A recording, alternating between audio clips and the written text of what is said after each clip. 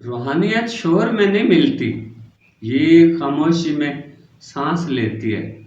جہاں پردہ ہو وہیں وزن ہوتا ہے، اور جہاں نمائش آ جائے وہاں منزل ہلکی پڑنے لگتی ہے۔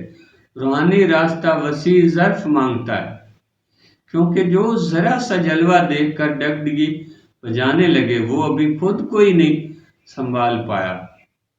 غیب کی باتیں بتانا، واہ میں اڑنا، اور پھر ان چیزوں کو کمائی کا ذریعہ بنا لینا، یہ کرشمہ نہیں، صرف شعبدہ بازی ہے۔ سچے عابد کی نگاہ ان سب سے آگے ہوتی ہے۔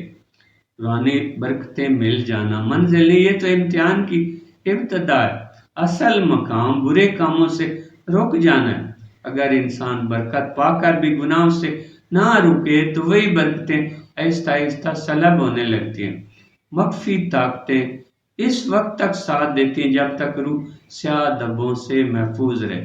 جب روح اجلی ہو جائے تو شخصیت میں کشش اتر آتی ہے، دل میں ٹھہراؤ آ جاتا ہے، امراض اور الجھنیں راستہ بدل لیتی ہیں۔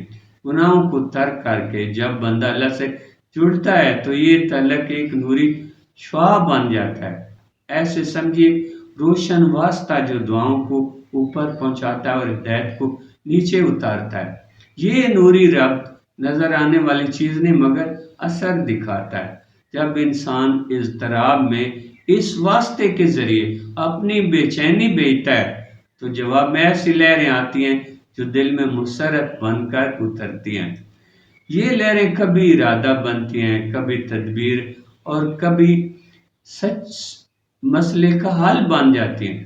عام لوگ ان پوشیدہ قوتوں کو ذاتی فائدے کے لیے برتتے ہیں، مگر کچھ لوگ، بہت خاموش لوگ، اس واسطے کو خدمت میں بدل دیتے ہیں، محبت بانٹنے لگتے ہیں، دل جوڑنے لگتے ہیں، نہ دعویٰ نہ اعلان۔ یہی وہ لوگ ہیں جو نظر آتے ہیں مگر اثر چھوڑ جاتے ہیں۔ یہی روحانی اصلی لوگ ہیں۔